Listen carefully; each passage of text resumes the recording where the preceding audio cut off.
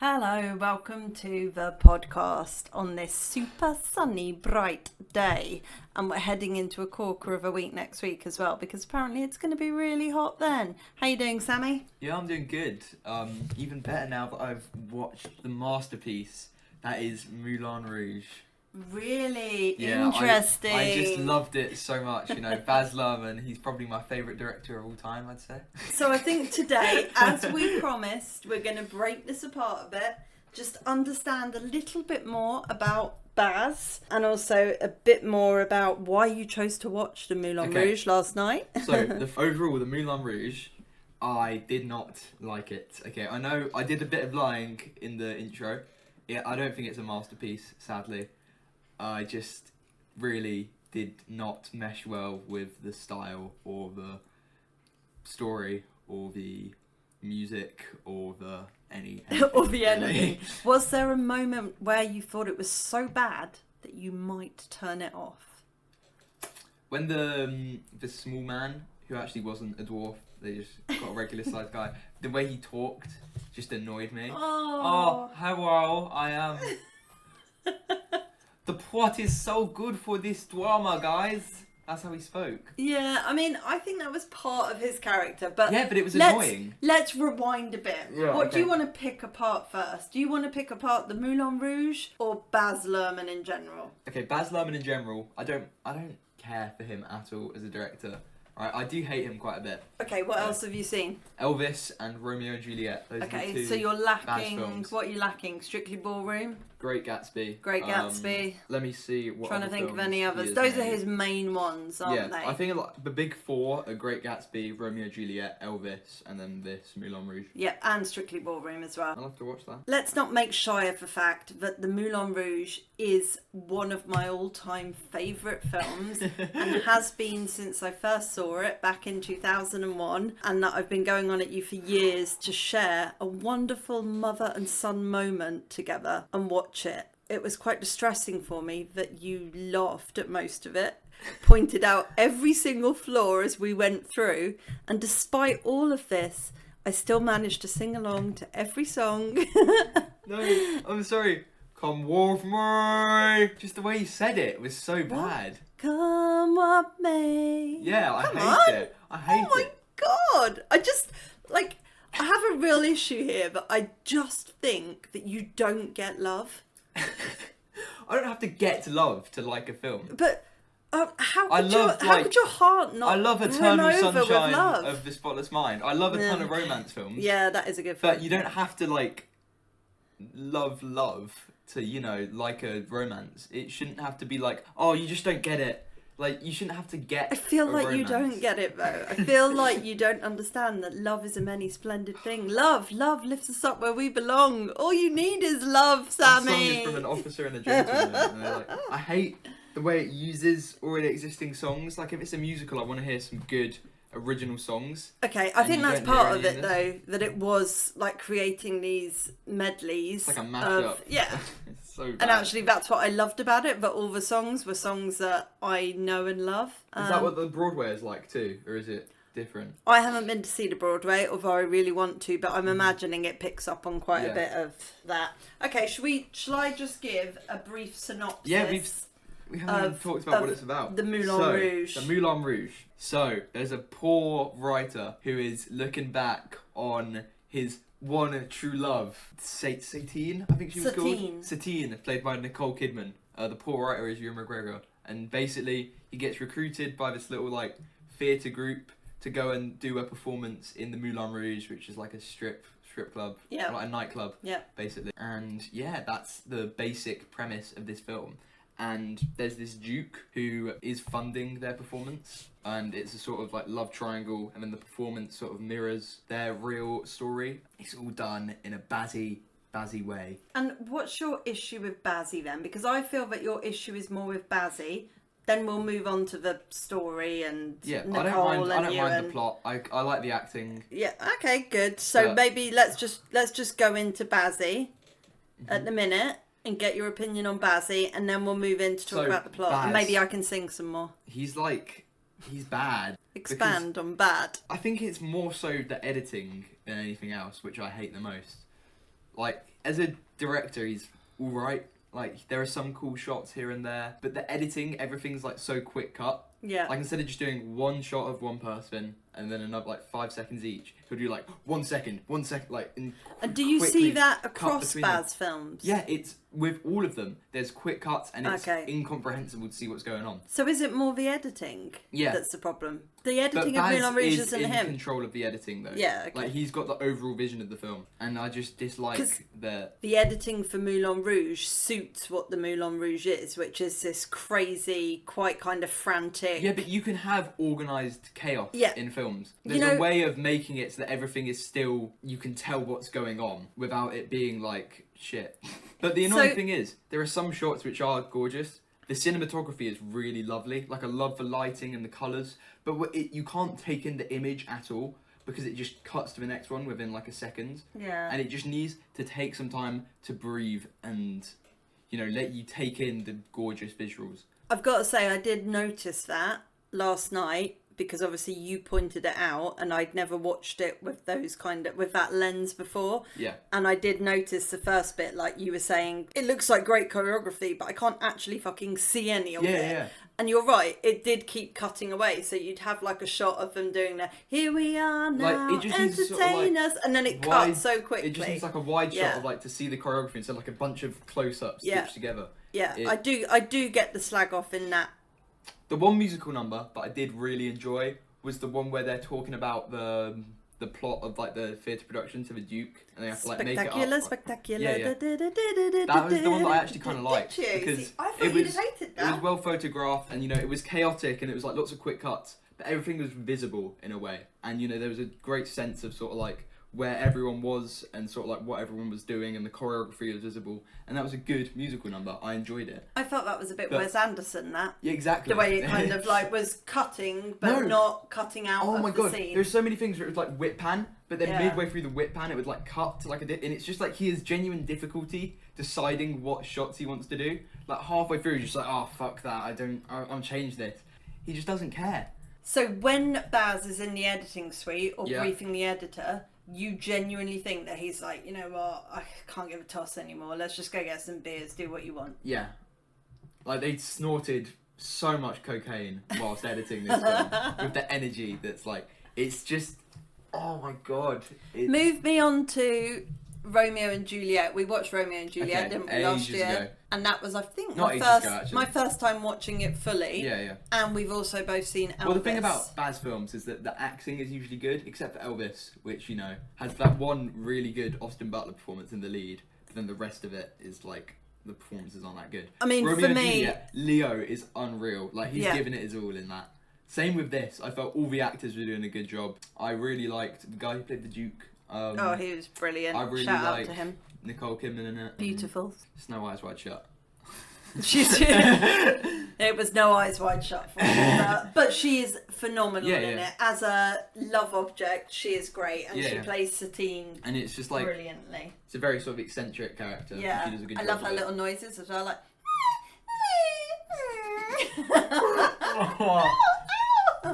She's really, really good in it. Just pretending to get off the poetry. Yeah, that's the best bit. Tell me more poetry. Yeah. I didn't mind that scene. I thought that was like quite fun. That's good. But just the way the VFX as well. Oh my god, they're awful. Like it just looks so bad. Cause it would like randomly like zoom out, see the whole of Paris, and it will come back in, and it just looks like I love that. shit. I love that. My And it favourite looks scene. so sort of like. My favourite scene is when they go into the little kind of like weird bit. They sort of, you can tell everybody, and they flow out of the elephant and into the little imaginary world. And the Duke's kind of going, oh look, a little frog. And they're kind of walking along together, and it's all kind of like mystical and beautiful. And literally, my heart does a little dance. And I'm like, I just remember when I first saw this film, I watched it at a boyfriend's house, and him and the other bloke I was watching with kept talking the whole way through. Oh yeah. Then I left the next morning, immediately went to Blockbuster Videos, for those in the know, bought it, and went home and watched it twice, because it was so unbelievably good and just made me want to be in love and go to Paris. It's just, I just hate it's it. so beautiful. Yeah, but it's like the same thing over and over again, and it never elaborates on it. It's like love is all, and then she dies in the end. So it's like, what's the point? All right, so spoiler, although Oh, not yeah. a spoiler, No, to be because fair, it at does the say that beginning she it dies. opens up saying she dies. Yeah. It's like spoiling Romeo and Juliet. Yeah, by yeah. saying Well, they let's both talk a died. bit about just going back onto Elvis then, because I personally thought that Elvis was one, way too long, and Yes. two, just had no story. I just got to the end of it and was just like, well, that was a pile of shit. Yeah, it was like well shot, but you know I couldn't really see the shots because of the editing and the bazziness of it all. I thought Elvis was worse than this by a little bit. All right. But it was like that. Elvis is also like a 5, and this is like a 5. So harsh. Like, I was hoping that me and you were going to I love thought this I was film. gonna watch Hold it. on, let me speak. I was Okay. hoping me and you were going to love this film. We were going to be dancing and singing together. And no, you just crushed it, didn't you? Yeah, Absolutely I wanted to crushed like it. I really wanted to like it, but I just couldn't bring No. myself to like enjoy it at all. At points, you were actually having to like shove a blanket over your head to stop yourself from laughing so much, weren't you? It was. What was pretty Ewan poor McGregor's show. line where he said something? Get away from me! He said something like that. Thank you for curing my something with love. That one. No, that was good. Oh, when he says it at the end when he's in the room, just go away. Yeah. Yeah, you laughed Go at that. away! And what about the line, which I feel like I've pretty much lived my life by, which you literally just laughed you at. can learn is to love and be loved in return. The greatest thing you'll ever learn is just to love and be loved in return. And you were just like, what a pile of bollocks. How can you learn to be loved in return? Because that's someone else having to do that. You can't learn that. You It just doesn't make any sense. Stop being so forward thinking. It doesn't make it. What? I'm sorry for dismantling this film with facts and logic. To Yeah, me, man. that just sounded I just. pretty awesome when I was younger, and I've sorry. never had reason to question it since. Yeah, I think it mostly stems from my hatred of Bazzy Boy. I think you went into it feeling. I really wanted to try and enjoy it and go like, you know what? Maybe this is Baz's best film, and I'll really like it. Then it started, and I was like, oh. I should have known you wouldn't have liked the chaotic scene, because your response when we went to see the Robbie Williams Better Man movie was similar. You know, when there's that crazy scene at the beginning where he's just joined Take That, and it's Yeah. kind of moves between like Regent Street and into the shop and and it's all going really Oh, fast. what, the musical number? Yeah, but that was and you sick. were like, what the fuck is going on? No. But that was like in a good way, I feel. Oh, okay. Like, I really liked that scene because it was all done in like one singular tracking shot, and it was like big and bombastic, and like it was a lot to take in. And I do wish it was a little bit less long, because it's like 5 minutes of just like Pure Robbie. Pure I'll Robbie, Take That, yeah. I enjoyed that Okay. scene. All right, so it's actually the cutting Yeah, that doesn't work Well, for you. yeah, it's the editing, and it's also like the framing of the shots like Yeah. themselves, because like there's no sort of like care for like he just stuck a camera in there and sort of like did some.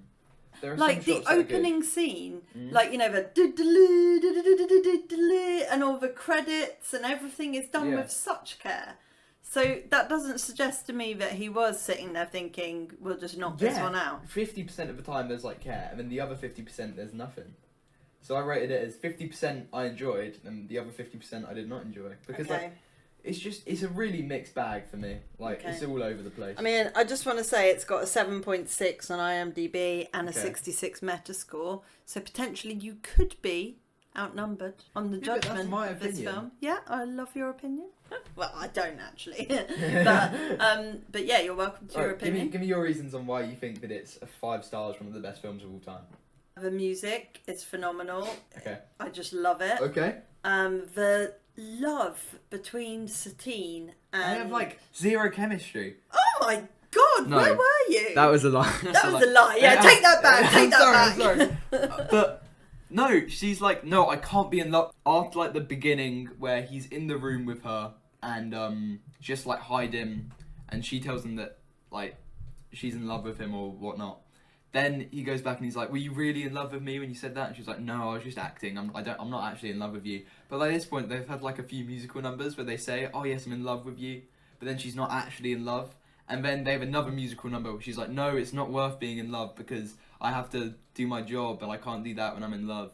And he's like, no, love is the best thing in the world. And then she's like, no, you know what, maybe you're right. It's like her entire viewpoint is just shifted in this one conversation, and there's no like natural progression in her character. It's just like it flips on a dime, and then for the rest of the film, she's just like. I feel like different. She falls in love with him pretty much straight away and is totally spellbound by him when he first goes to her room and she thinks he's a duke and he starts speaking the poetry. Yeah. And she's like, wow, I've been used to just men using me and taking me for granted, and actually here is somebody who is beautiful and is speaking my language. And she falls in love with him straight away. The only reason she tells him she doesn't love him is to save him. Save him from what? Save him from getting killed by the duke's big man. She does that later on though, where she says I'm in love with the Duke. That's to save him.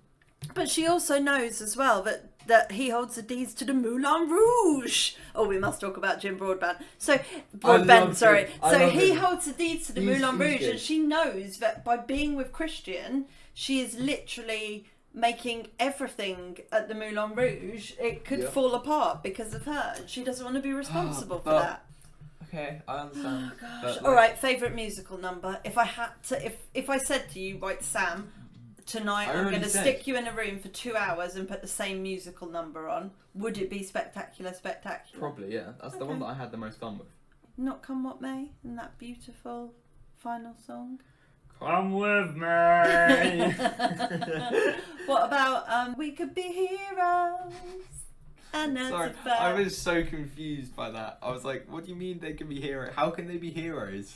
By like being in love? It doesn't make any sense. Yeah, that's true actually. Good point. I hated that. Yeah. What about Jim Broadbent then? Best scenes with him. Like a virgin! Woo! That's brilliant. Oh, I'm sorry, that was so bad. It was so... I love that scene. It was laughably awful. I liked his... He was like good in it, considering, you know, it's Moulin Rouge. God, I don't know, I don't know, he was weird. Like, he fit the role very well. But that's the whole point of his character. Yeah. He's like, acts it brilliantly. Like, about halfway through, you were like, oh, that's Bridget Jones's dad. Yeah. But how different is he from Bridget Jones's dad? He, like, plays the role to an absolute eccentric he does. max. He's kind of like the same, but just a bit more eccentric. Oh, my gosh. You are so unappreciative of what Jim did in that film. What good old James did. And one of my favourite tracks and bits in there is actually when he does The Show Must Go On at the end, and there's kind of like the bit between him and Nicole, where he's kind of walking one way singing it and she's walking the other way, because that is the kind of another reason why she can't fall in love with Christian, because the show must go on. The show must go on though, as in like she might be dying or she might be in love, but she's got to put that behind her and just get on. There's a really cool idea here of like the show is mirroring their sort of situation, but they're like the script is sort of like mirroring what's happening in real life. I think that's quite interesting, and there's a lot of like cool ideas that can come out of it where they're like arguing about the script, but they're actually arguing about something greater. Yeah. But he just doesn't do anything with it, because like immediately he sort of goes like, no, it's because she's not in love with you, and he like gives it away. And plays his cards, doesn't he? Really, that was a bit embarrassing. And also, because she doesn't love you. I also don't know why the Duke didn't realise sooner. But the Duke is pretty he's meant stupid, to be an isn't idiot. he? Yeah, so it sort of makes sense. I didn't like it. So it's a 2.5 for you on Letterboxd. Yeah, it's a 5 out of 10. Okay, and cutting back, because we didn't really give enough critique to Romeo and Juliet, which I actually thought was alright. I like Romeo and Juliet. Yeah, it's a good movie. It's probably one of the best takes of Romeo and Juliet I've seen. I thought Leonardo was good. I thought Claire Danes was good. I thought all the performances Pete in that are amazing. Like the acting is great. And also just the way that they take something that's actually quite difficult to understand, which is, you know, Shakespeare, and tell the story and do it well. In a like sort of unique, interesting way. Yeah, definitely. I like Romeo and Juliet. I'd give it like a 7 out of 10, like a low 7, but it's a 7. I think it's good. So what's the issue? Because Romeo Baz and is Juliet- already using a story there, isn't he? It's already been written. Yeah. You know, because Baz needs like a good script to make like a decent film. Yeah. Whereas like So Moulin he Rouge needs is that not help. the best script. So just in it's terms of- written by Baz. Yeah, but Okay. it's based off of like the Broadway, I'd assume. I don't know if the Broadway came after. Maybe. Yeah, the Broadway is quite new. Let me see. So, but I mean, the Moulin Rouge is a real place in Paris. Yeah. And obviously is a sort of seen as a bit of an underworld. So I guess it's expanding on that thinking. And certainly back in the day, it would have been seen as being quite sort of sordid. I think now it's more of a sort of tourist trap. Yeah, it is an original. It wasn't. So is it Baz that wrote it? Yeah, Baz came up with the thing entirely by himself. I mean, I think So it's quite a powerful The script. Broadway is made out off of the film. Yes. Do you Alright. want to go and see the Broadway with me? Well, at least he's it won't shaking have- his head. At least it won't have like bad editing in a Broadway. It's just I did not enjoy Moulin Rouge. What would you rate it out of 10 then? I mean, for me, it's a 10, but Okay. most things are a 10 for me. I love everything, don't I? No, What don't I love, actually? you didn't June. love. You didn't love June. I did love June. But the Moulin Rouge is a real great film for me. And it just keeps on giving. Argue against it. I'd argue against it being a great film. I think come back to me in maybe 5 to 10 years. Mm-hmm. Once you've maybe got a couple of more years under your belt. I don't know why I've gone Australian here, but yeah, come back to me and let's review it again. Maybe, you never know, you might meet your very own Satine or your very own Christian. And Dude, I just hate it. I'm not gonna like change my thoughts on the film because I've been in love. That's not how it works. No, genuinely. this is making him very angry, people. I just dislike it. You know, it doesn't do anything with that one singular idea. It just does the same thing over and over and over again without any originality. That's fine. Bad. It's fine. All right. And what I'll probably do is just, edit this podcast up and just send it over to Baz and his agent and stuff just to get their thoughts. Just add in some like sound effects, like I hate the sound design in this film. Don't even Oh, get me okay. started. All right. You've got Don't a couple of even get me minutes. Go on started the sound design. So when they're talking, it sounds normal, but when Yeah. they start singing, it so obviously becomes dubbed over, and like it just looks bad, and it doesn't match what they're saying, and the audio just sounds differently when they're in the musical numbers. And Again, did not notice it until you started pointing it out last night, and then it's difficult to unsee. okay, I mean, I just love the music in it, and I love the songs, and it doesn't matter to me. I don't know. It just makes me feel so happy. Ewan McGregor, Is a fine actor. massive in fall this. off from Trainspotting. That's all I'm gonna say. Oh, okay. Massive fall off from Star Wars Episode 1 to Phantom Menace. No, shut up. That was shit. I prefer Phantom Menace to this film. Wow. No, I'm a huge defender of the Star Wars sequels. Yeah. I actually like them. But that's just because I watched Is that the one them with growing Jar Jar up. Binks? Yeah. Oh yeah, I mean that's a good film. I mean that's another podcast altogether talking about Star Wars. But we have to get that on. yeah. I thought Ewan was pretty good in this, and it's he's a good. pretty different role for him. And to be fair, He can sing alright. he can sing I quite don't know well. how much Yeah. of it was auto-tune. Well, that's why I wonder if. I mean, I feel that she sounded more auto-tuned than him. Yeah. I'm not sure if I've heard her sing in anything else. I don't know. Maybe because I knew that you really liked La La Land, I was thinking that you'd quite like this, but obviously... Yeah, but La La Land is like a masterpiece. You know, it's got great acting, really well-directed musical numbers, you know, where it feels like the camera is in there dancing with the people. Yeah. And it's all done like Warners, and everything is really visually clear. And it's a good film.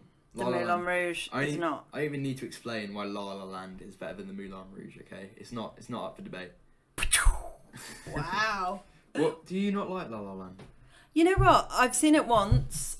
I remember being a little bit disappointed at the end, but I do really want to watch it again. I feel I might... There's been a mistake. Moonlight. You Oh guys won Best gosh, Picture. yeah, oh my god. I still need to watch Moonlight. Yeah, Moonlight's a great film. So, next episode of the podcast, what are we talking about?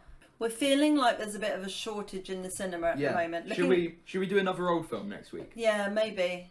Okay, I've got a good suggestion. Everything Everywhere All at Once. Oh, fuck. All right, I'll do it. I think we'll really have a fun time with it. Yeah, I mean, I've managed the first 30 minutes and then switched it off for the exact same reason I imagine you would have switched off Moulin Rouge. Yeah, because that's it was too interesting. chaotic and too ridiculous for me. So I will endeavour to sit down and watch that silly film so that I can listen to you go on about how brilliant it is. I don't know if I like it. I think you will. I think I probably like will it. enjoy Yeah, it. I've got a feeling you will. All right, cool. We're winding this shiz up then, Okay, yeah? next week, tune in for Everything Everywhere All at Once. We'll share our thoughts on it. Best Picture winner. Many people call it one of the best films of the decade. Jamie Lee Curtis. The Dude out the Goonies. Warren Oscar, What more could Dude you Out ask the Goonies, for? Michelle Yeoh. Yeah, let's do this. All right, I'm next on it. week. I guess it's just worth saying that the greatest gift you'll ever learn is just to love and be loved in return. I'm pretty Doesn't sure. make any sense. All right. See you next week. Thank you. Bye.